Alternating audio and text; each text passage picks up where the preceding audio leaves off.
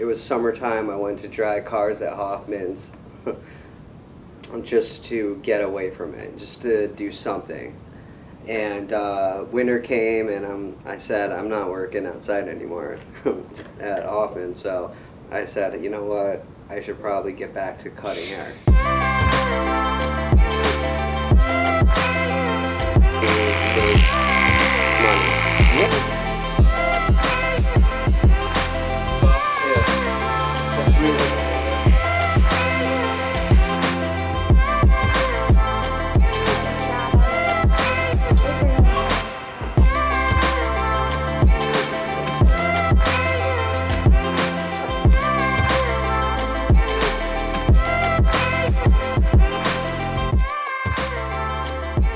Welcome to Zach's Duo Barbershop. I'm Zach. Come on in.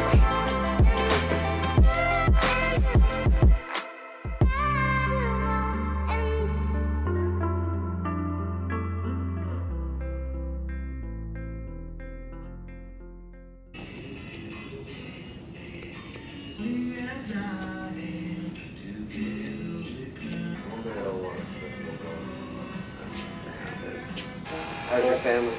Good. Yeah. Has it been busy for you? Slowing up with the... Oh yeah. Of course.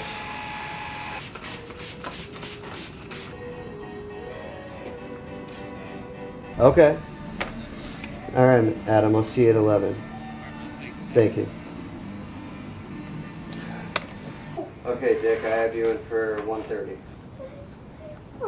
Whatever open spots there, throw yourself in. Okay. Be my receptionist for a minute.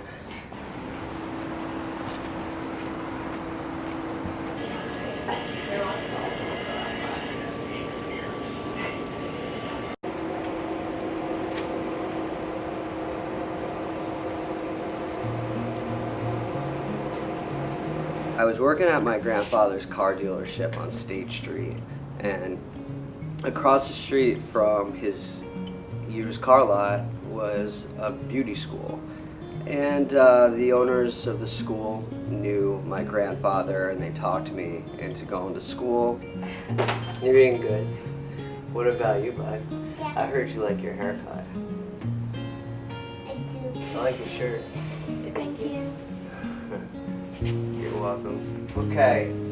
Here, sweet pretty. How are you? Thanks for coming back in. Who's first? Being right on the street, there was a lot of guys coming in for haircuts because it was a cheap haircut, $5 haircut. And the girls didn't want to do them. So I was doing it. I was getting really good at it, and I was about 800 hours out of about 1,200 hours complete, and then school shut down. I'm going to give him a Princeton.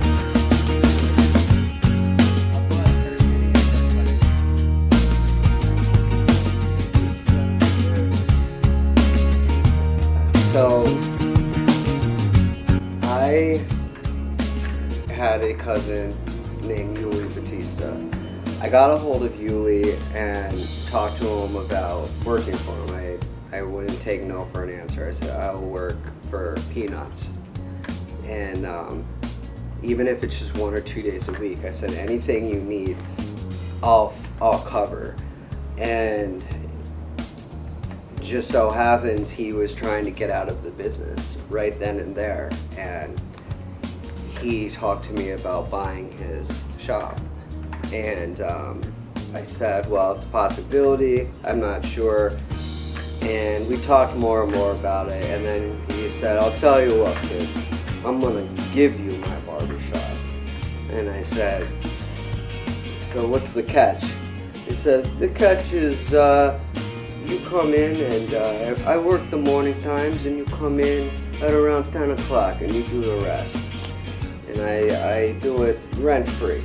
So he wanted to semi-retire. He wanted to come in the mornings. He was up at like 5 in the morning, get here at 6, 6:30. And we did that arrangement for a while, and it worked out great.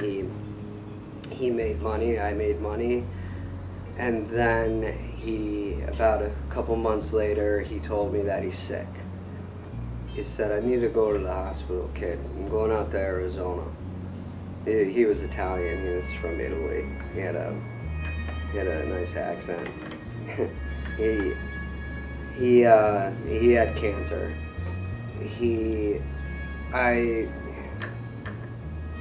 passed away, and I was alone from that point, and I had a lot of explaining to do to people. People come in, "Where's Yuli? Who are you?" "I'm sorry, he passed away. I'm Zach. I'm trying to carry on his business."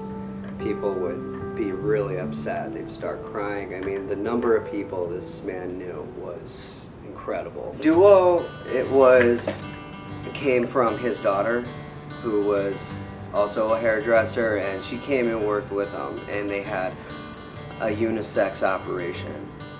Father and daughter, they were the duo. Remember, he's Italian. He's like, "Hey, we're the duo. The duo hair salon." And then hair salon wore off the sign, and it just said the duo. And everybody's like, "What's the duo?" It was the duo. And people said, "You need to put your name on the business. You need to put your name on the business." So I made it Zach's Duo Barbershop. All right, you stand right here in the middle. Okay, and you sit right there. Okay, guys, smile. So my weekend doesn't start until Sunday. I work Tuesday through Saturday. And Tuesday through Friday, I work 9 to 5:30. And then Saturday is a little bit shorter of a day. I come in at 8 and leave at 1. No, I'm sorry, 2. But, you know, people ask me to come in early all the time. They ask me to stay late. So I come in at 8, 8:30. You don't get, like, paid time off. You don't get a scheduled lunch or a paid lunch. You know, if you want to put a sign on the door and disappear for half an hour, that could cost you maybe $20. The loyalty that I get from clients is amazing. I mean, it's like everybody who comes here I feel is a friend of mine or a good acquaintance, and I make people look good and feel good about themselves. You know, the closer you become to your clients and the better friends you become and the closer you are, it just kind of flows. It's almost like I come to work and hang out with my friends all day. The hardest part about being a barber would probably, you know, standing on your feet, doing the same repetitive motions. A lot of people get carpal tunnel. I thought I was getting it. I thought I was going to have surgery. The previous barber, Yuli, who ran this shop, he said, "I could cut hair forever if it wasn't for my legs." So, the physical aspect. Then I would say dealing with disgruntled clients. Hello. Good morning. I'm, for the morning, I'm full. You have me that for 9:30. If I did, you would be there.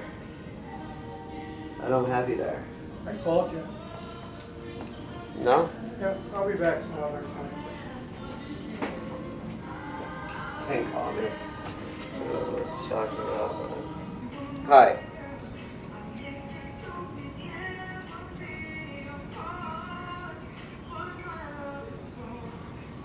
Oh, but we didn't talk though. I must have missed your call. Excuse me. Watch who you're talking to. I don't appreciate it. Okay? Okay? I don't take crap from people anymore. Not doing it. Is that the guy? Yeah. Jeez. I mean, Let you're him go real, someplace man. else, yep. Seriously, like if you're disgruntled, then move on. I know, why would he even call? I mean, I don't know, it's just you want to like give me a hard time. I know, yeah. I'm too busy to like deal with that. You know, I'm already running a little behind. sometimes you have to just kind of swallow your pride, and as you're working with the public, you need to take it, right? And you do for so long, and I did. I did my fair share, but I mean, it gets to the point where you can't just let people, you know, treat you like a dog, you know? Right. They like to go by the customer's always right, so you need to take my crap for an hour or a half hour, so, which is true to a certain extent, but you know, you can't really let people walk all over you, and they try.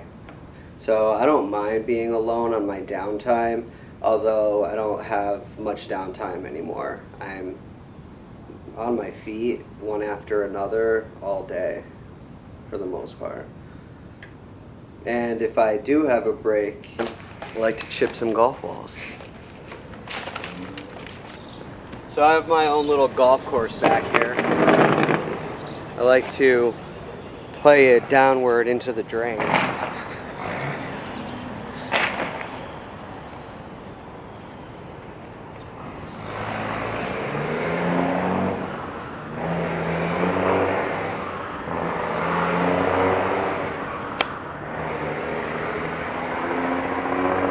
Just like so.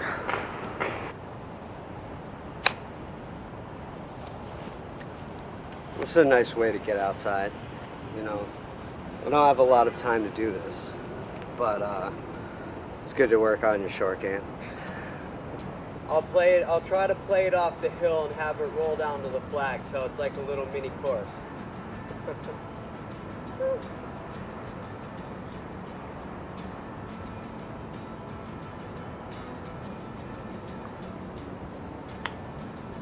It's never a real competition between me and other barbers, you know.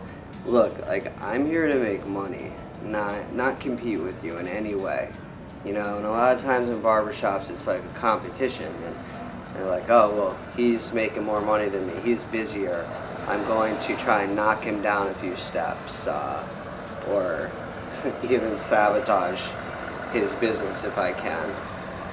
Well, I never understood that, because a barbershop is like a team. It's like the barbershop's duty to accommodate the patrons coming in, you know, get them out in a timely manner, get them haircuts. This is what keeps them going all day. Mr. Paul. Is that drink.